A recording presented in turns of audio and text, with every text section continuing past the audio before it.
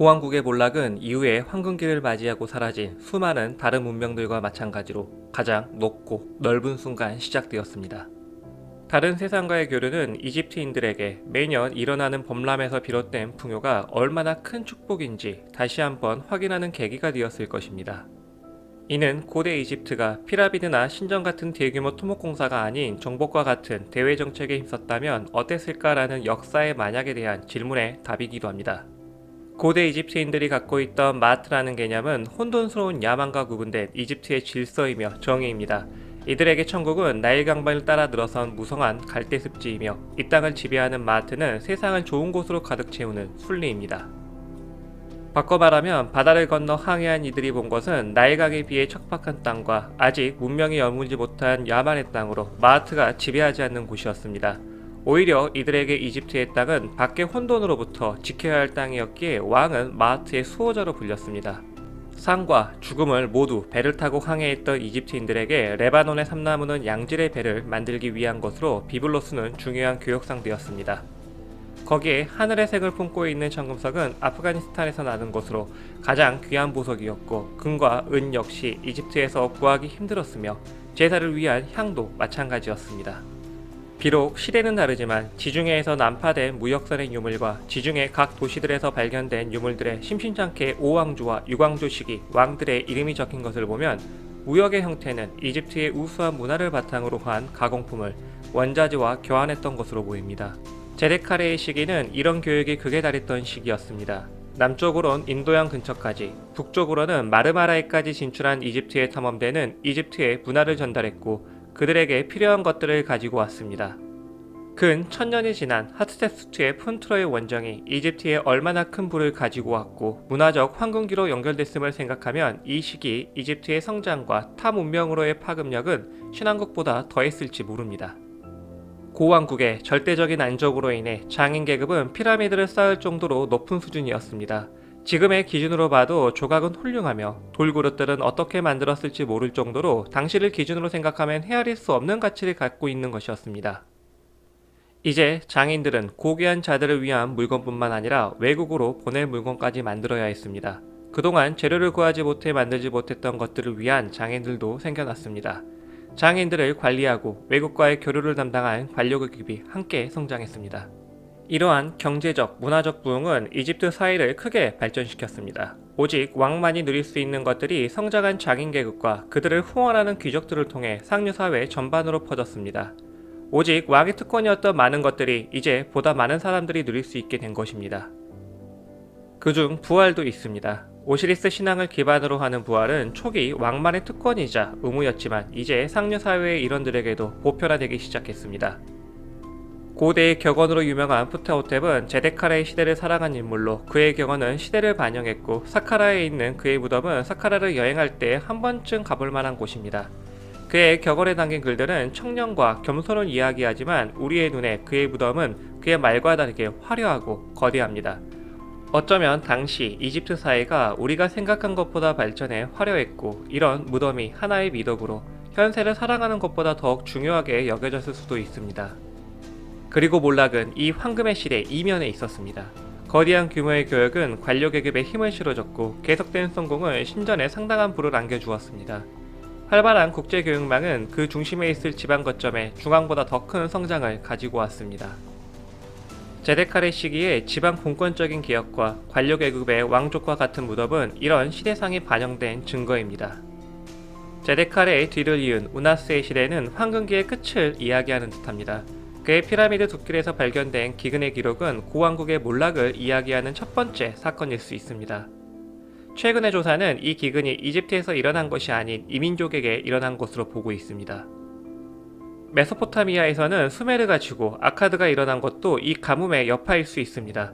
새로운 국제 질서로 인해 혼란스러울 때 이집트는 상대적으로 안정적이었던 것으로 보이지만 국제 교역으로 일군 문명의 상당 부분은 쇠퇴할 수밖에 없었을 것입니다. 이런 시대적 상황 속에 우나스의 통치는 여전히 비블로스와 누비아를 통제하고 있었고 왕국의 시스템은 굳건했습니다. 그렇다고 아무런 변화가 없었던 것이 아닙니다. 우나스에 이르러 피라미드는 그 목적을 드디어 밝혔습니다. 피라미드 내부 왕의 가장 중요한 무언가를 위한 방의 벽면에는 수많은 글귀가 밤하늘의 신비를 담은 듯 청금석으로 채석되어 있었습니다. 그리고 무수한 별들이 빈틈없이 천장을 가득 메우고 있어 이곳이 밤하늘과 관련 있음을 다시 한번 강조합니다. 크리스티앙 자크는 이 피라미드의 내부가 영원히 일반에 공개되지 않을 것으로 봤을 만큼 우나스의 피라미드는 상징적인 곳입니다. 다행히도 최근 우나스의 피라미드가 일반에 공개되었습니다.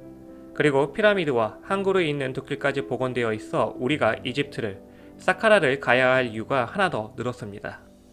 그동안 침묵으로 일관해 수많은 추측을 남겼던 피라미드가 비로소 입을 연 것입니다. 라아툼, 내가 당신에게 돌아갑니다.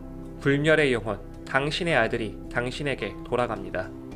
이 우나스가 당신에게 돌아갑니다. 어둠이 모인 하늘을 가로지르고 당신이 빛나는 곳, 빛의 땅에서 일어나게 될 것입니다. 수백 줄에 이르는 마법의 주문과도 같은 글귀들은 명백히 부활과 태양과의 결합을 이야기하고 있습니다. 이런 글귀들은 당시 장례 행사 때 읊어진 주문으로 보이며 죽음 이후의 여정을 돕기 위한 염원입니다. 왜 그 전까지 없었던 글들이 이제 와서 쓰여졌는지 알 수 없습니다. 그간의 왕들은 그들의 왕국이 영원할 것이라 믿어 의심치 않았을 것입니다. 하지만 당시의 기근으로 인한 국제 질서의 재편과 왕권을 위협하기에 이른 관료계급, 그리고 중앙의 통제를 벗어나기 시작한 지방으로 인해 숭배가 끊길 수 있다 생각해 영원한 숭배를 위한 안배일 수 있습니다. 혹은 당시 이집트 사회를 주도한 관료 세력에게 문화적 영향을 받았을 수도 있습니다.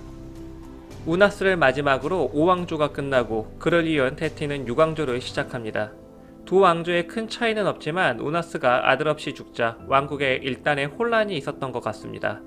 테티 1세의 호루스 이름 세테프타이는 두 땅을 평화롭게 하는 자란 뜻으로 그가 이 혼란을 종식시키고 왕이 된 것으로 해석할 수 있습니다. 하지만 그의 통치는 전과 같은 위험이 없었습니다. 마네토에 따르면 그는 궁전에서 근위병들에 의해 암살당했다고 하며 최근의 연구는 당시 궁전 병사들의 수가 크게 증가한 것을 증거로 마네토의 주장을 지지합니다. 만약 그렇다면 그는 최초로 암살당한 왕일 것입니다. 이제 왕에게 불멸의 신성은 사라졌고 필멸의 운명만 남았습니다.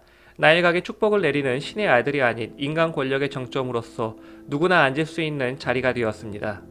우나스부터 테티까지 살았던 고관 카겐리의 격언은 하나의 처세술이라 할 만큼 세속적이고 한편으론 혼란한 시대의 생존 전략으로 보입니다. 신중한 사람은 번성하고 정확한 사람은 칭찬받으며 가장 깊숙한 안쪽의 방은 침묵하는 사람에게 열려있다. 함께 식사할 때 좋아하는 빵을 탐하지 말라. 마음을 억제하고 탐식하지 말라. 대식가와 함께 있으면 같이 먹고 떠나라. 좋은 친구가 없다면 어떤 말도 그를 변하게 할 수 없다. 교만하지 말라. 테티의 또 다른 고관이었던 메레루카의 무덤은 수천 년 동안 영험한 땅인 사카라에서도 왕을 제외하면 가장 거대한 무덤입니다. 테티의 피라미드 바로 앞에 있는 그의 무덤은 당시 귀족들의 호화로운 시대상을 그대로 보여줍니다. 금을 녹여 장신구를 만드는 모습과 포도주를 담그는 모습은 전과 비교하면 천국의 모습을 더 구체적으로 담고 있으며 한편으론 세속적인 부분이 더욱 부각되어 보입니다. 테티의 암살 후 혼란한 전국을 우세르카레가 수습합니다. 그의 통치는 매우 짧아 알려진 것이 거의 없습니다. 학자들 사이에서는 우세르카레가 정당한 계승자인지 찬탈자인지를 두고 공방이 오갑니다. 신앙조 시기 왕명표에 이름이 있기에 계승자로 보는 관점과 그 당시 귀족들의 무덤에 그의 이름이 사용되지 않았기에 귀족들의 신임을 얻지 못한 찬탈자의 관점이 있습니다. 이집트 역사의 가장 큰 재미는 역사임에도 불구하고 추리해야만 한다는 것입니다. 역사는 승리자의 것이지만 모든 것을 가릴 순 없고 한 사건에 다양한 시각이 존재합니다. 계승자와 통치자 모두의 관점을 절충해 추리해보면 테티가 혼란한 전국을 수습하기 위해선 귀족들의 힘이 필요했을 것입니다. 귀족들은 파벌을 나누어 싸웠고 결국 테티가 왕이 됩니다. 온전하지 못한 통합과 땅에 떨어진 왕의 권위는 여기저기 불알은 키웠고 테티는 결국 암살당했습니다. 그리고 다시 혼란한 전국을 수습한 자는 우세르카레로 그는 전인자처럼 암살당하지 않기 위해서라도 강력한 왕권을 갖고자 했을 것입니다. 그는 오왕조의 왕처럼 다시 태양의 이름을 쓰기 시작했고 이는 신간 계급과의 동맹을 상정할 수도 있습니다. 그리고 강력한 왕권을 위해 많은 것들을 제약하고 억제하는 과정에서 귀족들은 반발해 왕위를 인정하지 않았기에 그의 이름을 무덤에 적지 않은 것으로 해석할 수 있습니다. 우세르카레의 통치는 5년 미만인 것으로 보입니다. 꽤 짧은 통치 후 왕위에 오른 페피 1세는 어린 나이에 왕위에 오릅니다. 암살당한 아버지를 이은 어린 왕의 시기는 귀족들에게 최고의 기회였을 것입니다. 당시의 많은 기록에는 귀족들의 성장을 암시하고 있습니다. 하지만 어느 정도 시간이 지나고 나서 그는 왕의 권위를 다시 세우고자 합니다. 중앙의 귀족들과 지방의 호족들을 다시 통제하기 위해 여러 가지 개혁을 시작합니다. 이 시대를 살아간 왕의 충실한 신하 웨니는 입신양면한 자로 당시의 상황을 자신의 자서전격인 비문을 통해 남겼습니다. 왕은 그간 권력의 정점에 있었던 세습 귀족이 아닌 화극갈린 그를 발탁해 귀족들을 견제하게 했습니다. 특히 이런 왕의 개혁의 반달에 또다시 일어난 암살 미수 사건을 그에게 이름한 기록은 당시 왕권과 기득권과의 갈등이 극에 달했고 페피 1세는 적극적으로 이 갈등을 해결하고자 했음을 알 수 있습니다. 웨니는 한 지역에서만 머물며 일했던 것이 아닌 여러 지역에서 전쟁을 포함한 다양한 임무에 배치되었습니다. 이런 다양한 임무는 그만 해당된 것이 아닌 왕국 관료들에게 전체적으로 행해졌던 것으로 보이며 권력의 고임을 방지하기 위한 것입니다. 그는 결국 왕의 최측근인 신발 운반자를 역임하고 마지막으로 서양 이집트의 총독 자리까지 올랐습니다. 페피 1세를 이어 메렌네의 짧은 통치가 있었고 페피 2세가 다시 왕좌에 앉게 됩니다. 많은 학자들이 고왕국 멸망의 결정적 원인으로 페피 2세의 너무도 긴 통치를 이야기합니다. 페피 1세의 개혁이 귀족들의 세력을 약화하는데 어느 정도 성공했지만 그렇다고 그들의 힘이 사라진 것은 아닙니다. 페피 1세조차도 결혼을 통해 어느 정도 귀족 세력과 힘을 합쳤고 왕비들의 형제를 고관으로 임명해 기존의 귀족들을 견제하게 했습니다. 하지만 이는 새로운 권력을 탄생시켰습니다. 귀족 세력을 억제하기 위해 키운 외척 세력이 왕권의 가장 큰 걸림돌이 된 것은 인류 역사의 시작에도 있었던 역사의 공식입니다. 페피 2세의 지나칠 정도로 긴 통치는 위험있고 강력한 통치를 바탕으로 한 것이 아닌 것은 확실해 보입니다. 그의 죄 동안 아들들은 왕위를 잇기 위해 귀족들과 연합해 후계자 경쟁을 했지만 결국 아버지보다 먼저 죽었습니다. 그리고 아들의 아들 페피 2세의 손자들은 마찬가지로 왕위를 잇기 위해 귀족들과 연합해 경쟁했지만 먼저 죽어가기 시작했습니다. 쇠약해지는 왕처럼 왕권도 약해졌고 귀족들의 권력은 늙은 왕만큼 고여갔으며 후계자들은 계속해서 경쟁에서 탈락했습니다. 왕은 살아있지만 통치할 수 없었고 그를 계승할 수 있는 자는 이제 3대, 4대에 걸쳐 너무도 많아졌습니다. 이제 수많은 후보자들보다 권위를 갖고 있는 소수의 귀족들이 후계 싸움을 주도하게 되었을 것입니다. 그리고 어느 날 결코 죽지 않을 것 같은 왕이 죽게 되자 왕국 마지막 왕자의 게임이 시작되었을 것입니다. 각지의 귀족들은 새로운 질서의 주인이 되기 위해 나름의 정통성을 주장하며 일어납니다. 고왕국의 마지막은 70일간의 70명의 왕이 있었다 기록될 정도로 혼란스러웠습니다. 정당한 계승자가 되기 위한 후보자들과 그들을 지지하는 세력은 메네스 이후 근 1000년간 지속되었던 두 왕국과 수십의 도시들의 결속을 해제하고 태초의 혼돈과도 같은 전국시대를 열었습니다. 고왕국은 끝이 났지만 오시리스가 죽고 부활의 더 높은 존재가 되고 빛을 다한 서쪽의 태양이 어머니 누트에게 먹혀 동쪽에서 다시 태어나듯이 위엄을 잃은 태양의 아들이 다스리는 검은 땅은 길고 긴 암흑과 혼돈의 시기를 지나 결국 부활의 아침을 맞이하게 될 것입니다. 그렇게 새로운 시대가 열릴 것입니다.